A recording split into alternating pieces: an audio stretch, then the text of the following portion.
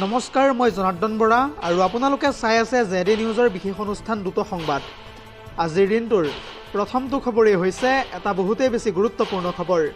সৌসিদিনা অসমত হৈ যোৱা বিধানসভা নিৰ্বাচনত উত্তৰ প্ৰদেশৰ পৰা আহি প্ৰায় 50,000 ভুৱা ভোটাৰে ভোট দি থৈ গুচি গ'ল।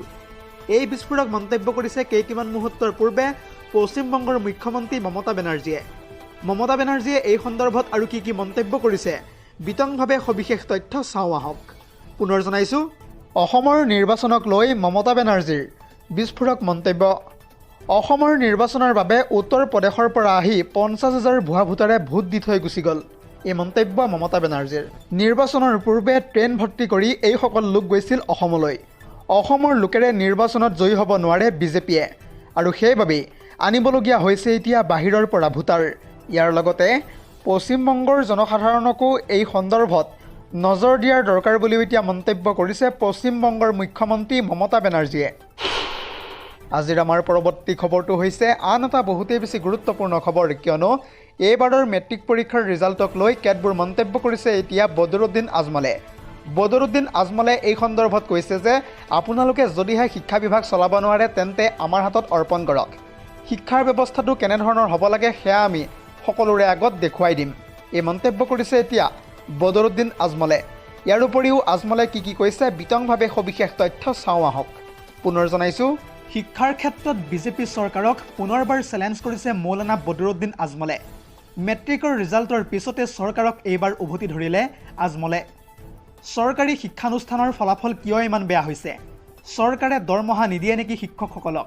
শিক্ষা বিভাগ যদি চলাব নোৱাৰে তেন্তে আমাৰ হাতত গতাই দিয়ক চৰকাৰে। শিক্ষাৰ মান কেনেকৈ বঢ়াব লাগে আমি সকলোকে দেখুৱাই দিম। ৰাজ্যৰ এই শিক্ষা ব্যৱস্থা দেখি আমি এতিয়া অতি লাজ পাইছোঁ। শিক্ষাৰ ক্ষেত্ৰত পুনৰবাৰ বিজেপি চৰকাৰক চেলেঞ্জ কৰিছে মুকলিকৈ এনেদৰে মৌলানা বদৰুদ্দিন আজমলে। আজিৰ আমাৰ পৰৱৰ্তী খবৰটো হৈছে আন এটা বহুতেই বেছি গুৰুত্বপূৰ্ণ খবৰ, কিয়নো এইবাৰ কংগ্ৰেছ প্ৰাৰ্থীৰ বিৰুদ্ধে আৰক্ষীৰ থানাত ৰুজু কৰা হৈছে গোচৰ। জানিব পৰা মতে এগৰাকী প্ৰিজাইডিং অফিচাৰে খুদ কংগ্ৰেছ প্ৰাৰ্থীৰ বিৰুদ্ধে দাখিল কৰিছে এজাহাৰ। ক'ত এই ঘটনাটো সংঘটিত হৈছে বিতংভাৱে সবিশেষ তথ্য চাওঁ আহক। পুনৰ জনাইছোঁ, কংগ্ৰেছ প্ৰাৰ্থীৰ বিৰুদ্ধে এইবাৰ আৰক্ষীৰ থানাত ৰুজু কৰা হ'ল গোচৰ। পাথাৰকান্দিৰ কংগ্ৰেছ প্ৰাৰ্থীৰ বিৰুদ্ধে খুদ প্ৰিজাইডিং বিষয়াই এইবাৰ দাখিল কৰিলে এজাহাৰ।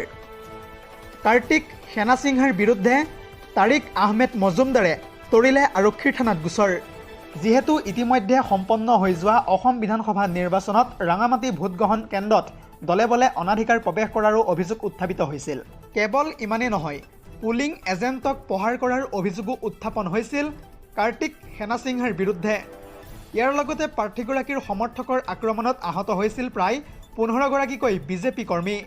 কেৱল ইমানেই নহয়, EVM মেচিন পৰ্যন্ত ভাঙি পেলোৱাৰো অভিযোগ উত্থাপন হৈছে ইতিমধ্যে কংগ্ৰেছ প্ৰাৰ্থী কাৰ্তিক সেনাসিংহাৰ বিৰুদ্ধে।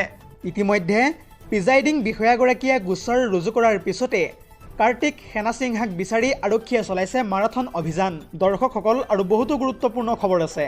যদিহে আপুনি এতিয়ালৈকে এই ভিডিঅ'টোত লাইক কৰা নাই তেন্তে এতিয়াই লাইক কৰি দিয়ক, আৰু এনেধৰণৰ খবৰসমূহ প্ৰত্যেক দিনে পাই থাকিবৰ কাৰণে চেনেলটো ছাবস্ক্ৰাইব কৰি ভিডিঅ'টোত এটাকৈ লাইক কৰি দিব।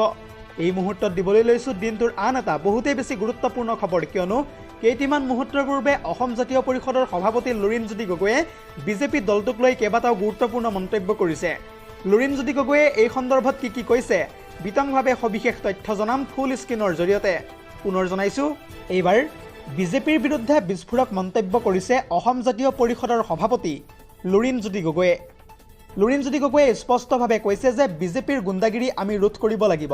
ইতিমধ্যে মুকলিকৈ আইন শৃংখলা বিঘ্নিত কৰাৰ কথা কৈছে বিমল বৰাই।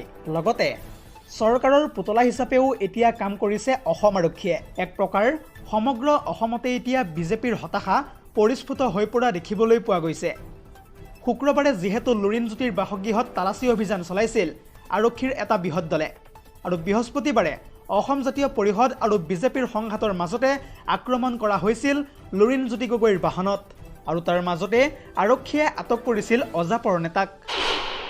আজিৰ আমাৰ পৰৱৰ্তী খবৰটো হৈছে আন এটা বহুতেই বেছি গুৰুত্বপূৰ্ণ খবৰ, কিয়নো এতিয়াৰে পৰা আপুনি ফোন কৰিলেই পদূলিৰ মুখতে পাব LPGৰ গেছ চিলিণ্ডাৰ। কি কৰিলে আৰু কোনটো পদ্ধতিৰে লাভ কৰিব এই গেছ চিলিণ্ডাৰৰ সুবিধা বিতংভাৱে সবিশেষ তথ্য জনাম ফুল স্ক্ৰীনৰ জৰিয়তে। পুনৰ জনাইছোঁ ইতিমধ্যে সন্মুখত হেঁপাহৰ ৰঙালী বিহুৰ সময়তো আপুনি পোৱা নাই নেকি LPGৰ সুবিধা বুকিং কৰিও ৰন্ধন গেছৰ চিলিণ্ডাৰ পোৱা নাই নেকি আপুনি ইয়াৰ লগতে এতিয়াৰে পৰা পূৰ্বৰ দৰে লগে লগে লাভ নকৰিব আপুনি ডেলিভাৰী মেছেজ ৰন্ধন গেছৰ নাটনিৰ সময়তে আহি পৰিছে এটা গুৰুত্বপূৰ্ণ খবৰ বুকিং কৰাৰ বাবেও মুকলি কৰা হৈছে এক নতুন নম্বৰ বুকিং নিশ্চিত হোৱাৰ পিছতে আপোনালৈ আহিব কনফাৰ্ম মেছেজ আৰু তাৰ পাছতেই এজেন্সিৰ পৰা গেছ চিলিণ্ডাৰ ডেলিভাৰী দিয়াৰ বাবে আহিব দ্বিতীয়টো মেছেজ কেৱল ইমানেই নহয় আপুনি এতিয়াৰে পৰা চিলিণ্ডাৰ পোৱাৰ পিছতহে শ্বেয়াৰ কৰিব পাৰিব DSC নম্বৰ আৰু এই মেছেজ অহাৰ পিছতো যদি আপুনি চিলিণ্ডাৰ নাপায় তেন্তে দিব পাৰিব অতি সহজতে অভিযোগ ইতিমধ্যে বুকিং কৰাৰ বাবে মুকলি কৰা হৈছে যিহেতু দুটাকৈ নতুন নম্বৰ তাৰে ভিতৰত 8927225667 আৰু দ্বিতীয় নম্বৰটো হৈছে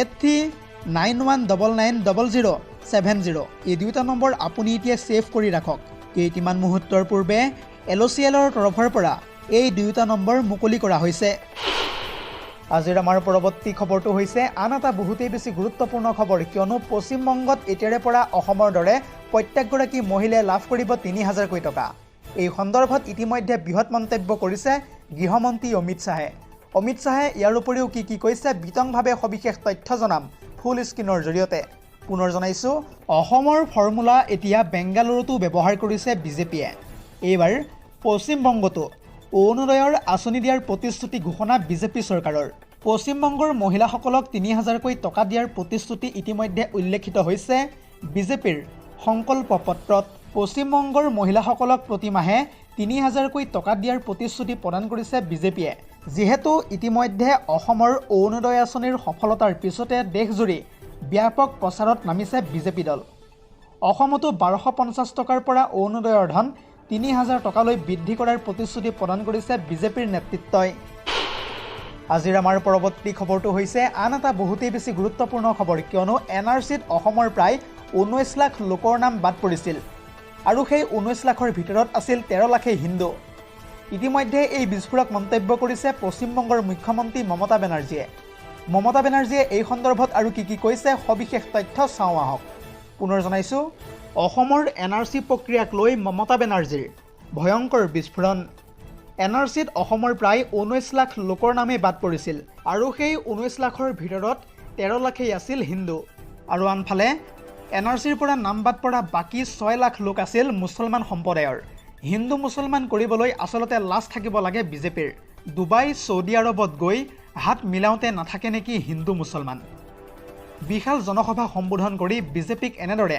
তীক্ষ্ণ শব্দৰে আক্ৰমণ কৰিছে পশ্চিমবংগৰ মুখ্যমন্ত্ৰী মমতা বেনাৰ্জীয়ে আজিৰ আমাৰ পৰৱৰ্তী খবৰটো হৈছে মধ্যপ্ৰাচ্যৰ যুদ্ধক লৈ আহি পৰিছে এটা বিগ ব্ৰেকিং আপডেট ইতিমধ্যে ষ্টেট অফ হৰমুজত ইৰাণে নিজেই হেৰুৱাই পেলালে বাৰুদৰ সুৰংগ হৰমুজ প্ৰণালীক লৈ পুনৰ মাৰ্কিন ৰাষ্ট্ৰপতি ডনাল্ড ট্ৰাম্পে কৰিছে বৃহৎ দাবী যিহেতু যুদ্ধৰ ভয়াৱহতাৰ মাজত ইৰাণে একেবাৰে বন্ধ কৰি ৰাখিছিল ষ্টেট অফ হৰমুজ ইৰাণিয়ান সেনাই আমেৰিকাৰ ব্যৱসায়িক জাহাজ দেখিলেই আক্ৰমণৰ বাবে স্থাপন কৰিছিল সাগৰৰ তলিত বাৰুদৰ সুৰংগ কিন্তু যুদ্ধবিৰতিৰ মাজত হৰমুজ প্ৰণালীৰ পথ নিৰাপদ কৰিবলৈ আঁতৰাব লাগিব ইৰাণৰ সেই বাৰুদী জাল অন্যথা আন্তঃৰাষ্ট্ৰীয় জাহাজ চলাচললৈ নামি আহিব পাৰে ভয়ংকৰ বিপদ লগতে এনেধৰণৰ সুৰংগৰ অনিয়ন্ত্ৰিত অৱস্থিতিয়ে খাৰুৱা তেল পৰিবাহী টেংকাৰসমূহলৈ নমাই আনিব পাৰে বিপদ কেৱল ইমানেই নহয় ইৰাণৰ অসাৱধানতাই যিকোনো সময়তে এক বৃহৎ দুৰ্ঘটনা বা সামৰিক সংঘাতৰ